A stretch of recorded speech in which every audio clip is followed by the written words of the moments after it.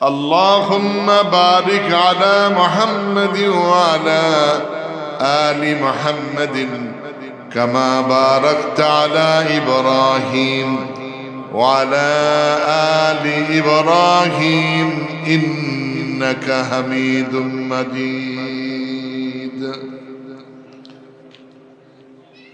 الدين ব্যাপী ঐতিহাসিক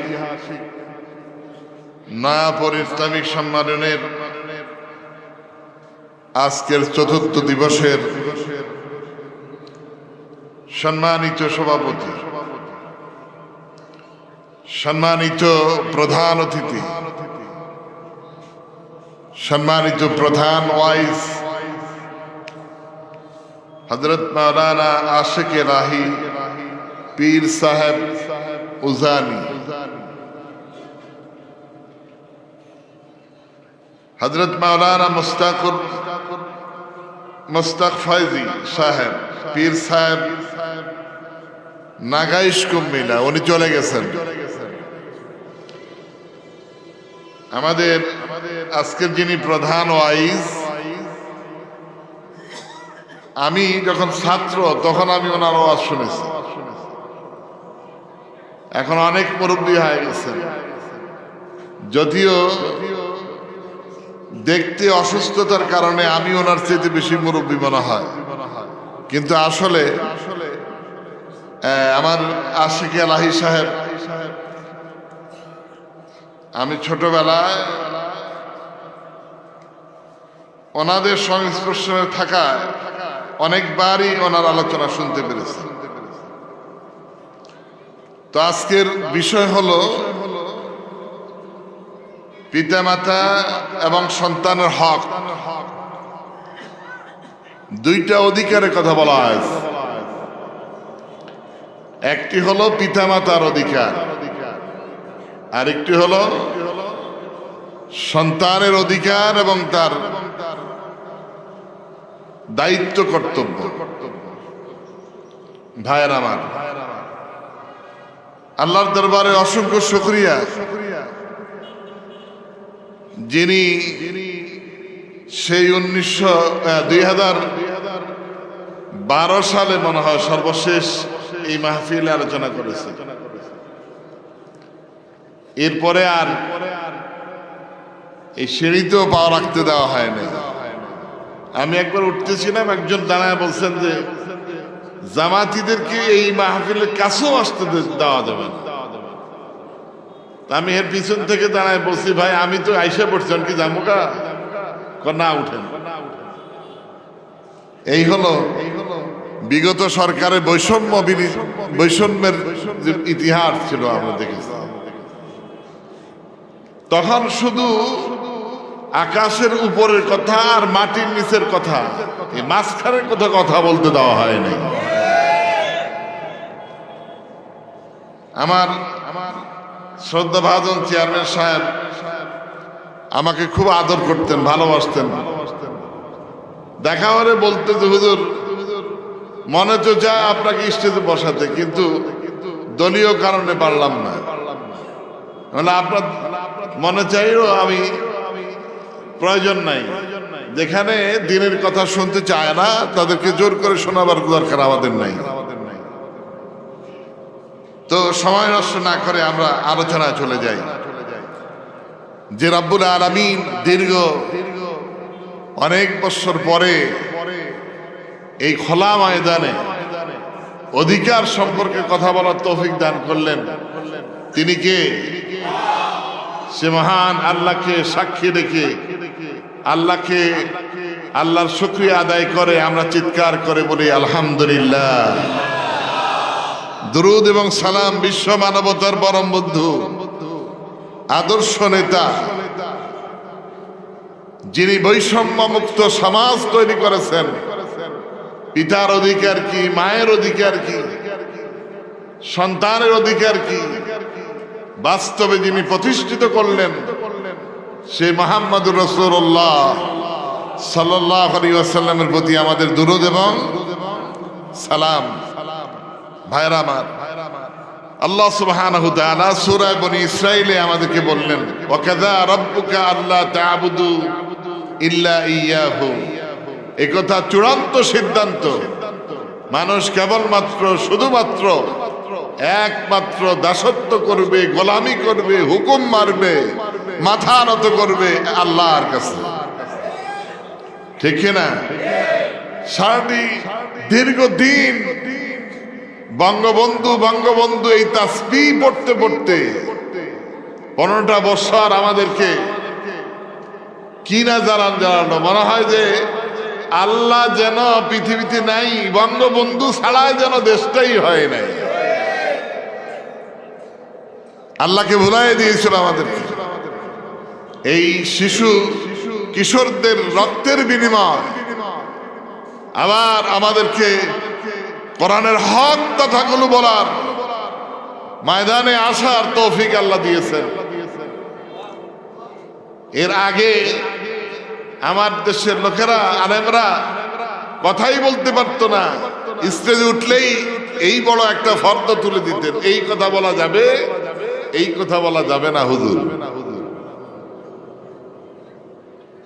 আল্লাহ সুবহানাহু ওয়া তাআলা বলেন ওয়াবিল ওয়ালিদাইনি ইহসানা। আল্লাহর ইবাদতের পরেই আল্লাহ পিতামাতার কথা বললেন। ওয়াবিল ওয়ালিদাইনি ইহসানা, পিতামাতার প্রতি ইহসান করো, তাদের সেবা করো। কখন? ইম্মা ইয়াবলুগান্না ইনদাকাল কিবারা আহাদুহুমা আও কিলাহুমা, তাদের একজন অথবা উভয় যখন বৃদ্ধ হয়ে যায়, আল্লাহ রাব্বুল আলামিন বলে দিলেন ফালা তাকুল্লাহুমা উফিন, তাদের আচরণে, তাদের ব্যবহারে উফ শব্দটি বলো না। ওয়ালা তানহারহুমা, মা বাবারে ধমক দেও না।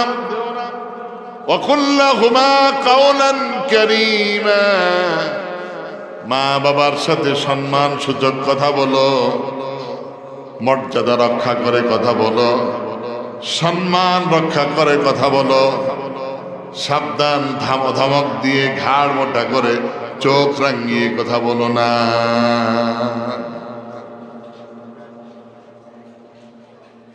ভাইরা, বিশ্ব নবীর দরবারে এক যুবক আসলেন, এসে প্রশ্ন করলেন মা আহাক্কুন নাস বিহুসনি সাহাবাতি ইয়া রাসূলুল্লাহি, এই পৃথিবীতে আমার উপরে সবচেয়ে বেশি অধিকার কার? হুজুর বললেন উম্মুকা, তোমার মায়ের।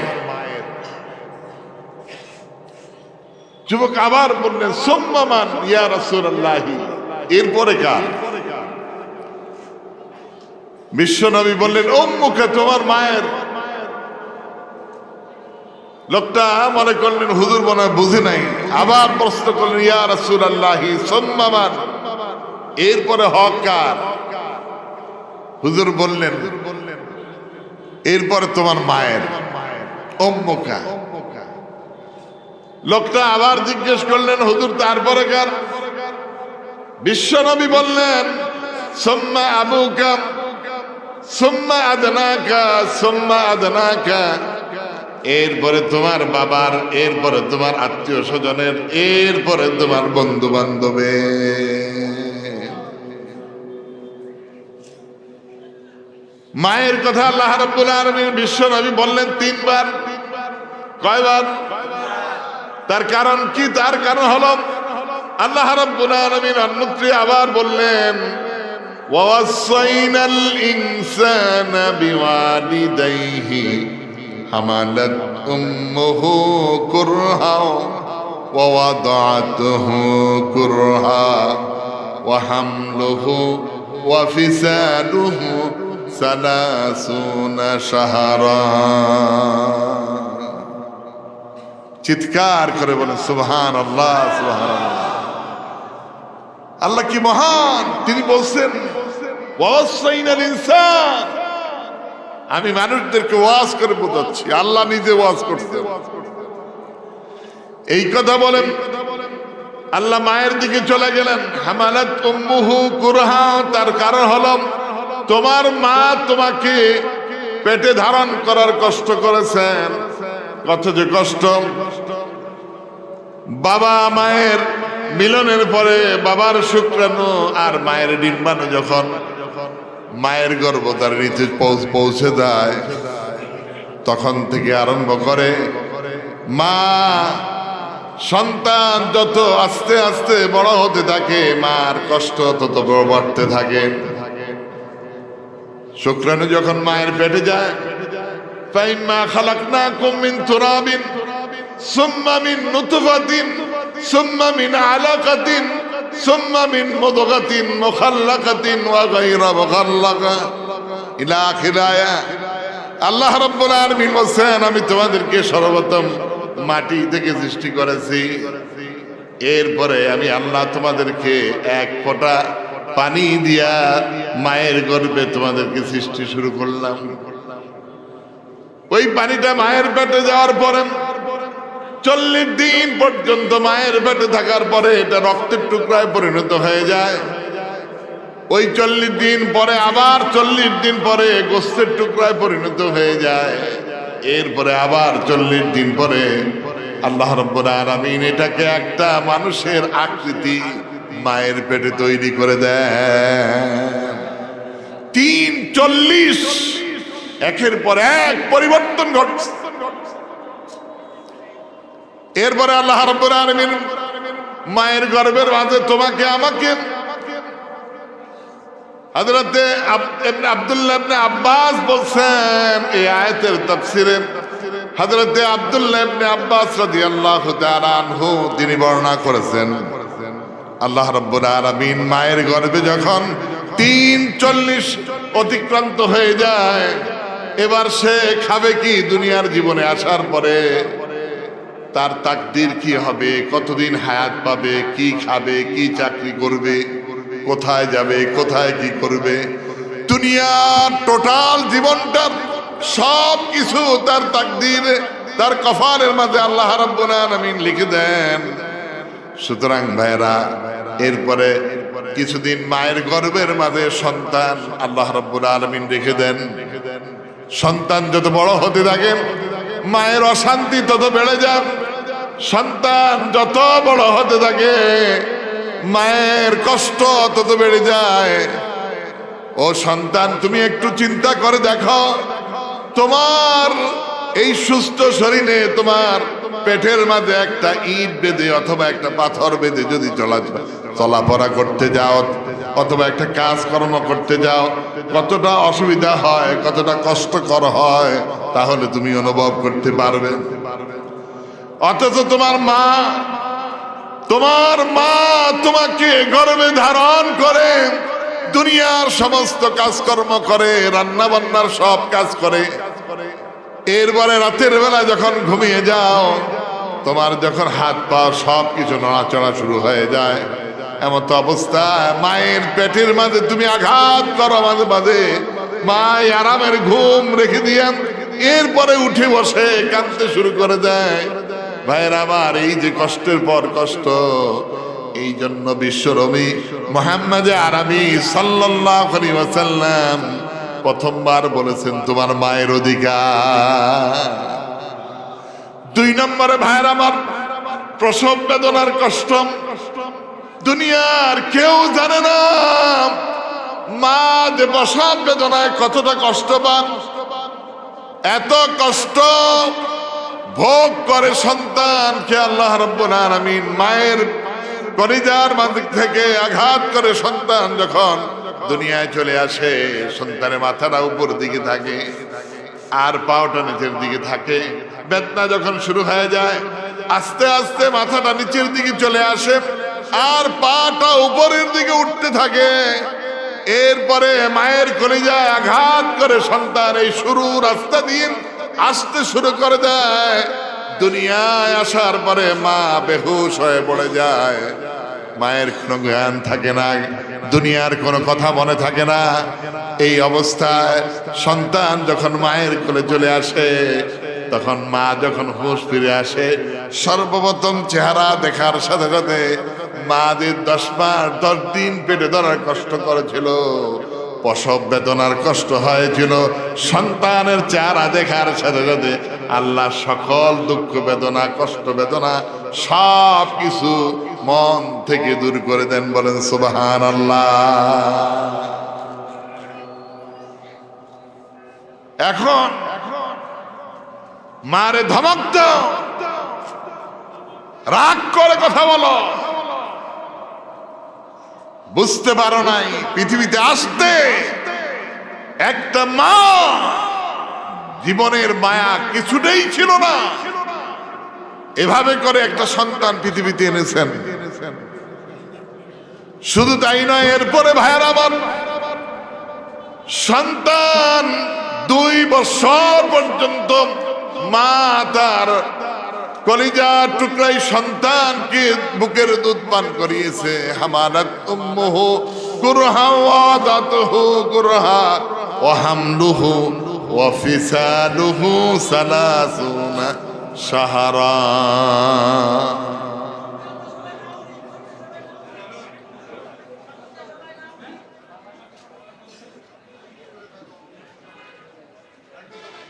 এজন্য ভাইরা বিশ্বনবী মায়ের কথা একবার নয়, 2 বার নয়, 3 বার বলেছেন, তোমার মায়ের অধিকার, তোমার মায়ের অধিকার, তোমার মায়ের অধিকার। এই জন্য আল্লাহ রাব্বুল আলামিন বললেন, সাবধান, ফালা তাকুল লাহুমা উফিন। মায়ের আচরণে ও শব্দটি বলা যাবে না। ওয়ালা তানহারহুমা, মা বাবার দিকে তাকিয়ে ধমক দেওয়া যাবে না। ওয়াকুল লাহুমা কাওলান কারীমা, মা বাবার সাথে সম্মান সূচক কথা বলো, বাবার মর্যাদা রক্ষা হয়, বাবা মায়ের সম্মান রক্ষা হয়, ঠিক এইভাবে কথা বলো। এজন্য বিশ্বনবী মুহাম্মদ আরবি সাল্লাল্লাহু আলাইহি ওয়াসাল্লাম দরবারে একজন যুবক এসে বললেন, ইয়া রাসূলুল্লাহ, আমি জিহাদের ময়দানে যাওয়ার জন্য আপনার দরবারে বায়াত করার জন্য এসেছি।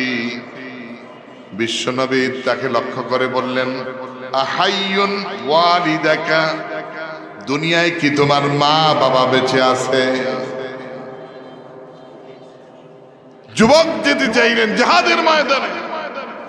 হুজুর, আমি জিহাদের ময়দানে যেতে চাই। হুজুর প্রশ্ন করছে উল্টা, তোমার কি মা বাবা বেঁচে আছে? লোকটি জবাব দিল, হ্যাঁ, নাম হুজুর, আমার মাও আছে, বাবাও আছে। আল্লাহর নবী সাল্লাল্লাহু আলাইহি ওয়াসাল্লাম বললেন, যাও তোমার মায়ের খেদমত করো, এতেই তোমার জিহাদের সওয়াব হয়ে যাবে, তুমি মায়ের কাছে ফিরে যাও। এর কারণ হলো ভাইয়েরা, আল্লাহর নবী জানতে পেরেছেন ওর মা বাবা বৃদ্ধ হয়ে গিয়েছেন, এই যুবক ছাড়া আর মায়ের খেদমত করার মতো, বাবার খেদমত করার মতো আর কেউ নাই। সে যদি জিহাদের ময়দানে চলে যায় তাহলে মা বাবা কষ্ট পাবেন। এই জন্য বিশ্বনবী জিহাদের মতো একটি গুরুত্বপূর্ণ ইবাদত, এই ইবাদত বর্জন করে মায়ের সেবা করার জন্য, বাবার সেবা করার জন্য ওই যুবককে নির্দেশ করে দিলেন, যাও তোমার বাবার খেদমত করো, মায়ের খেদমত করো, এর বিনিময়ে আল্লাহ রাব্বুল আলামিন তোমাকে জিহাদের সওয়াব দান করে দিবেন। এখানে জিহাদকে খাটো করা হয় নাই। আমার দেশের পূর্ববর্তী সরকারের ভাইয়েরা, আমার কাছে আশ্চর্য লাগে, এই দলে কি কোনো ভালো মানুষ ছিল না? জিহাদের নাম শুনলেই জঙ্গি টাক লাগাতে হতো। কি বলেন, ঠিক না? জিহাদের বই পাওয়া গেছে, কোরআন শরীফ পাইলেও ওরা ওটাকে জিহাদের বই হিসাবে চালিয়ে দিয়ে আলেমদেরকে জেলখানায় পড়ে দিত। জিহাদ আল্লাহর একটি বড় ইবাদত। এই ইবাদতকে যারা তিরস্কার করলো, এই জিহাদের নামক এত বড় একটা সওয়াবের কাজকে, এত বড় একটা ইবাদতকে যারা টেক লাগিয়ে আলেমদেরকে জেলখানায় পড়লো, ওরা মুসলমান নয়, বরঞ্চ ওরা জালেম, কোনো সন্দেহ নাই। সুতরাং ভাইয়ের আমার, ওদের উপরে যে আল্লাহর গজব এসেছে এটা এমনি আসে নাই। এই যে দলীয় লোকেরা এত বড় বড় সম্মেলন করে চেষ্টা করলো, তারা সরাবার পারল না। আল্লাহ বলছেন আমার হাত না আসা পর্যন্ত পারবি না। আল্লাহ রাব্বুল আলামিন আবাবিল পাখির মতো এই যুবকদের পাঠায় দিলেন, যাও তোমরা। পৃথিবীর কেউ টের পায় নাই। এভাবে করে আল্লাহ রাব্বুল আলামিন দেশ থেকে এদেরকে দৌড়ায় দিলেন। ভাইরা, রাসূল করিম সাল্লাল্লাহু আলাইহি ওয়াসাল্লাম দরবারে এক যুবক এসে বললেন, ইয়া রাসূলুল্লাহ, আমার মা বাবা আমার প্রতি খুব জুলুম করে, আমি আল্লাহ রাসূল বললেন, হুমা জান্নাতুকা ওয়া নারুকা, এই দুইজন তোমার জান্নাত এবং জাহান্নাম।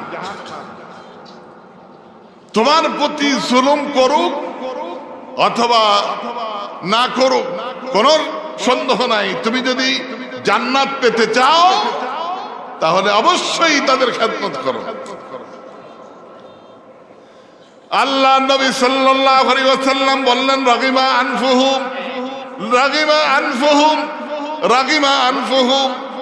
আল্লাহ নবী বললেন, ওই ব্যক্তির নাক ধুলায় মলিন হোক, ওই ব্যক্তির নাক ধুলায় মলিন হোক, ওই ব্যক্তির নাক ধুলায় মলিন হোক।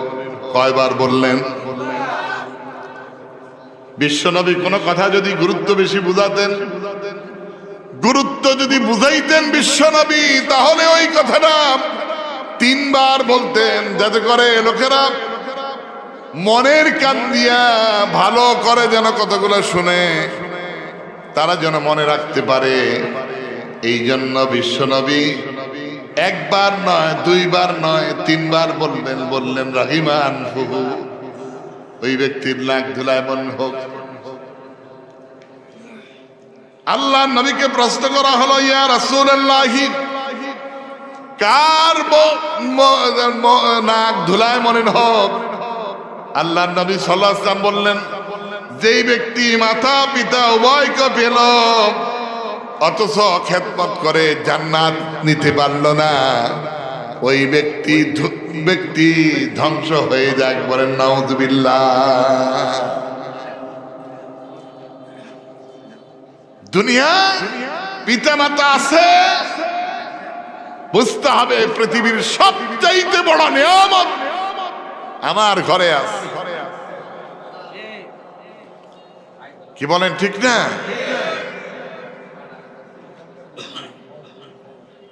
আল্লাহ রাসূল সাল্লাল্লাহু আলাইহি ওয়াসাল্লামের দরবারে এক যুবক বলল, ইয়া রাসূলুল্লাহ, আমার মা বাবা যদি আমাকে সম্পদ থেকে বঞ্চিত করেন, আমাকে অধিকার থেকে বঞ্চিত করেন, ঘর থেকে গলা ধাক্কা দিয়ে বাইর করে দেন, আমার কি আর কোনো অধিকার আছে মা বাবার?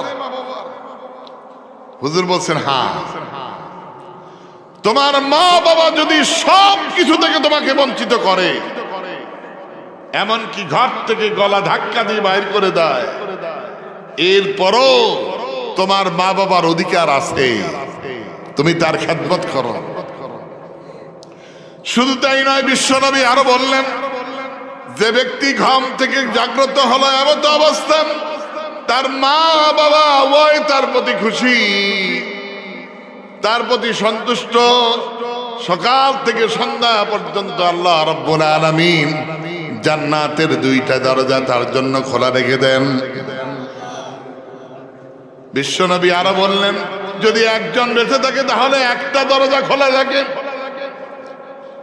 যেই ব্যক্তি ঘুম থেকে জাগ্রত হলো এমত অবস্থায় তার মাও খুশি নয়, বাবাও তার প্রতি সন্তুষ্ট নয়, তার কার্যক্রমে, তার ব্যবহারে, তার কথাবার্তায়, তার লেনদেনে। মা খুশি নয়, বাবাও খুশি নয়। আল্লাহ রাব্বুল আলামিন তার জন্য জাহান্নামের দুইটা দরজা সকাল থেকে সন্ধ্যা পর্যন্ত খোলা রেখে দেন। তার অশান্তি আর অশান্তি, তার জীবনের কোথাও শান্তি নাই। আমার কাছে আশ্চর্য লাগে, এই যে লেখাপড়া করি আমরা, সুশিক্ষিত হয়ে বড় চাকরি নিয়ে বিদেশে জীবন যাপন করছেন, বাবা মার খবর নেয় না। ওই যে বৃদ্ধাশ্রম গুলো করছে না, ওখানে খুঁজে দেখেন, একজন আলেমের বাবা মাকে বৃদ্ধাশ্রমে পাবেন না। পাবেন কি? কিন্তু ওখানে বৃদ্ধাশ্রমে পাবেন বড় বড় শিক্ষিত লোকেদের, বড় বড় শিক্ষিত শিল্পপতি, যাদের টাকা পয়সার অভাব নাই, তাদের মা বাবা ওখানে আছে। কারণ মায়ের কথা তো ওই বউর কাছেও মজা লাগে না, আর নিজের কাছেও মজা লাগে না। অফিস থেকে আসলেই এক গাঁটটি কথাবার্তার জোগাড় করে রাখে, যে তোমার মা এটা করে, ওটা করে, এই দামি দামি টাইসের মধ্যে থুতু পালায়, এরপরে নাকের হিঙ্গেল গুলো এইভাবে ওয়ালে ফালায়। কিভাবে এই দেশে ঘরের মধ্যে থাকা যায়? ওরা কিভাবে এখান থেকে বৃদ্ধাশ্রমে রাখো, ওখানে তো আরামেই থাকবে, ওখানে তো ব্যবস্থা আছে, সেবা সবকিছু আছে।